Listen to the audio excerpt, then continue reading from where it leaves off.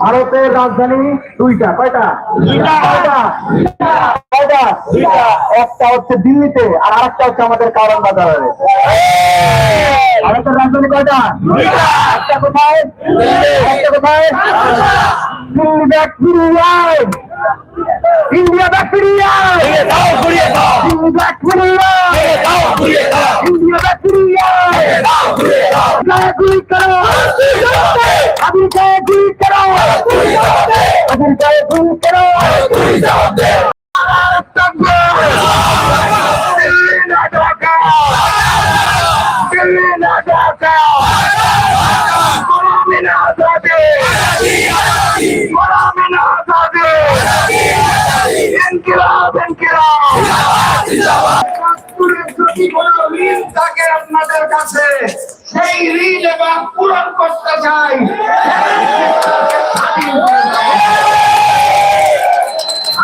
দেশের প্রশাসন যারা পিছিয়ে দাঁড়িয়ে রয়েছেন তাদেরকে বলতে চাই, বাংলাদেশের মুক্তিকামী জনতাকে আপনারা রুখতে পারেন, ভারত থেকে আসা গুলি রুখতে পারেন না। আপনাদের কাছে তথ্য থাকার পরেও আপনারা যদি হিন্দুস্তানি গোলামি করার জন্য প্রস্তুত থাকেন, তাহলে আপনাদের বিরুদ্ধে আরো একটি অভ্যুত্থান হবে ইনশাআল্লাহ। নতুন বাংলাদেশে হিন্দুস্তান এবং হিন্দুস্তানের কোন বন্ধুত্বকে আমরা মেনে নেব না ইনশাআল্লাহ। নারায়ে তাকবীর, নারায়ে তাকবীর। দিল্লি না ঢাকা, দিল্লি না ঢাকা, গোলামি না আজাদে, গোলামি না আজাদে, ইনকিলাব ইনকিলাব। আবারও দেখা হবে, আবারও কথা হবে। চোখ কান খোলা রাখবেন, কোন হিন্দুস্তানি ষড়যন্ত্রের সামনে আমরা মাথা নত করবো না ইনশাআল্লাহ। শুধুমাত্র রাব্বুল আলামিন আল্লাহর সামনে, আর কারোর সামনে নয়।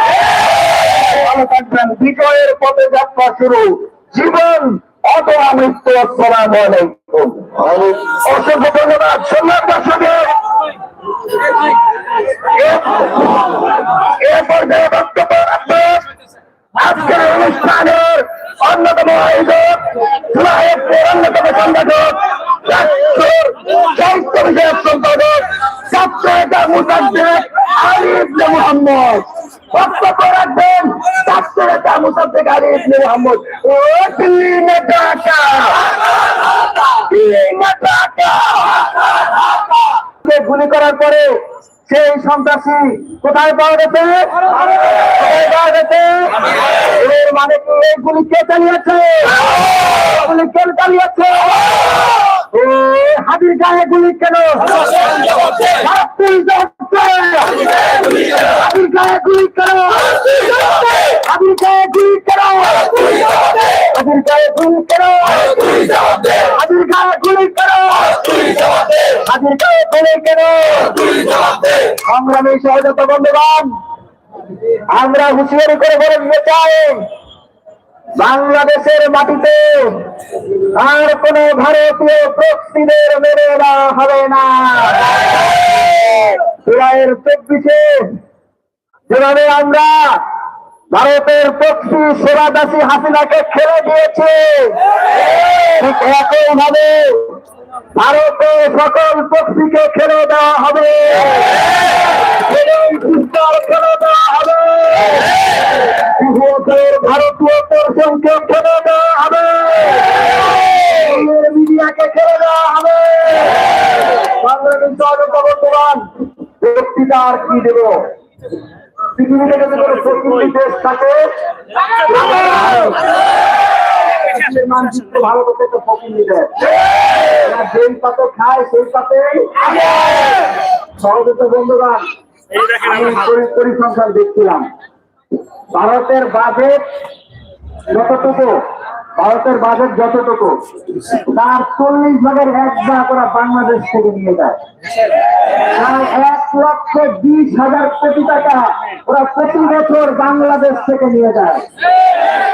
তার মানে কি, আমরা যদি এটা বন্ধ করে দেই তাহলে ভারত না খেয়ে মারা যাবে। এই ভারত আমাদের দয়ায় বাঁচে, আমাদের দয়ায় খায়, সেই ভারতের বাংলা দিকে চোখ লাগানোর কোনো বিবেক নাই, কোনো সাহস নাই। বাংলাদেশ সহযোগিতা বন্ধুগণ, আমাদের অত্যন্ত ব্যথা লাগে যে 2 সহস্রাধিক শহীদের রক্তের উপর দাঁড়িয়ে যে ইন্টারিমকে আমরা দায়িত্ব দিয়েছিলাম, সেই ইন্টারিমের দায়িত্ব ছিল ওই দিল্লি থেকে শেখ হাসিনাকে ফেরত নিয়ে আসা।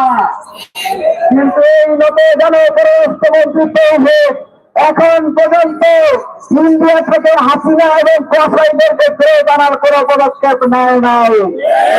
বাংলাদেশ সহযোগিতা বন্ধুগণ, শুধু সেটাও নয়, আমরা দেখলাম বাংলাদেশের নিরাপত্তা উপদেষ্টা ভারতে যে দিল্লির নিরাপত্তা উপদেষ্টা অজিত দোভালের সাথে গোপন বৈঠক করে। ভারতীয় কুত্তা এটা জুলাইয়ের শহীদদের সাথে শেষ পোস্টে গাদ্দারি ছাড়া আর কিছুই নয়। আমরা তৌহিদের কাছে জবাব চাই, এখন পর্যন্ত ভারত থেকে কসাইদেরকে ফিরিয়ে আনার ব্যাপারে কোনো পদক্ষেপ নিলেন না, আমরা সেটা জানতে চাই। আপনি যদি ধরেই নেন যে ভারতের তাবেদারি করবেন, তাহলে প্রকাশ্যে ঘোষণা দিন, আমরা দেখবো আপনার কতটুকু দৌড় আছেন, আমাদের কতটুকু দৌড় আছে। গণহত্যাকারীদের লালন পালন করছে, এই গণহত্যাকারীদেরকে ফিরিয়ে আনার জন্য বাংলাদেশ সরকারকে আন্তর্জাতিক আদালতে যেতে হবে। আমাদের পানির ন্যায্য হিস্সা বুঝে নিতে হবে।